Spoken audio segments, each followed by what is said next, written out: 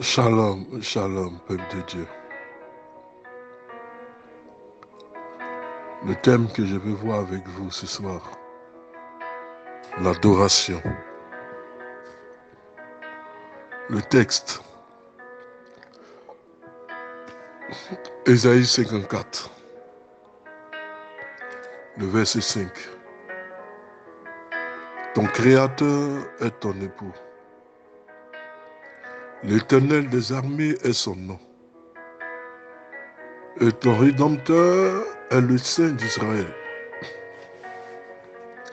Il se nomme Dieu de toute la terre. Ésaïe 54, le verset 5. Ton Créateur est ton époux. L'Éternel des armées est son nom. Et ton Rédempteur est le Saint d'Israël. Il se nomme Dieu de toute la terre. Le thème que nous voyons, c'est l'adoration. L'adoration, c'est la capacité à dire et à vivre notre amour, notre révérence au Dieu Seigneur, à notre Créateur, le Père de tous et de chacun. Or, le chrétien ne doit pas être avare en adoration. Il en va de sa position face à Dieu. Il y a dans le monde, et autour de nous, des gens qui pensent que Dieu existe, c'est vrai, sous une autre forme, sous un autre nom, sous un nom ou sous un autre. Mais cela ne fait pas d'eux, de tous ces gens, des adorateurs. Et même le chrétien peut ne pas être un véritable adorateur. Il peut parler de son attachement à Dieu, voire de son admiration et s'en tenir là. Ne pas adorer Dieu comme Dieu le mérite, Dieu le souhaite. Le Dieu que nous adorons est un Dieu qui siège dans la louange et l'adoration. L'adoration est au cœur de son sacerdoce. Quand vous lisez le livre d'Apocalypse, les 24 vieillards qui se prosternent et les 4 êtres vivants.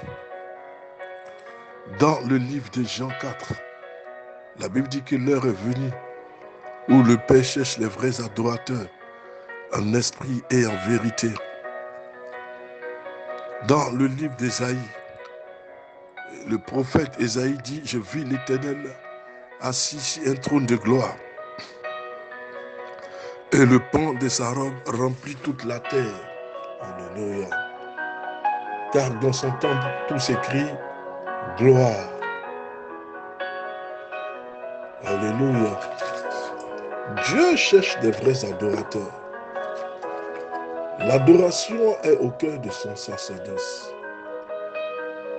Des gens savent que Dieu existe, mais ils ne l'adorent pas comme tel. Certains chrétiens peuvent parler de l'adoration du Seigneur, non plus ne l'adorent pas comme tel. Il peut parler de son attachement à Dieu, de son admiration, s'en tenir à là. Il peut considérer Dieu comme un concept valable, comme un maître à écouter, comme une idée à suivre. Mais être séduit par une philosophie, voire un message positif et devenir le sujet des meutes, ce n'est pas encore être un adorateur. Parfois, on imagine que la louange est l'adoration. On va dire que c'est un peu vrai. Un peu parce que le ton, la tonalité, la manière de louer et d'adorer sont parfois différents. Mais tout ceci réjouit le cœur de Dieu, touche le cœur de Dieu. Nous disons que parfois l'on imagine que la louange est l'adoration. Disons que c'est un peu vrai, mais l'adoration est plus que du chant. L'adorateur est celui qui aime passionnément. Il y a en lui une ferveur intense et spirituelle. Quelque chose du soupirant de l'amoureux. D'ailleurs, la Bible présente parfois Dieu comme une personne dont on tombe amoureux. Les mots qu'elle utilise font penser à ceux d'un amant. C'est la passion, l'adoration. Aimer le Seigneur véritablement. Avoir une dévotion sans faille. Se prosterner, rechercher l'Éternel sans rien demander. Nous venons toujours pour demander. Mais prenons un jour aussi pour adorer Dieu en tant que Dieu, en tant que bâtisseur. Reconnaissons dans ce Dieu-là l'autorité suprême. Alléluia. Nous devons nous mettre à part, consacrer, sanctifier, adorer Dieu en vérité et en esprit. Beaucoup savent que Dieu existe, mais ils ne l'adorent pas comme tel. Même le chrétien même ne l'adore pas. Oh, Dieu cherche des vrais adorateurs. L'adorer avec passion, d'un cœur pur, d'un cœur sincère. Être amoureux de ce Dieu-là. L'adoration contient un peu de passion et d'amour. Alléluia.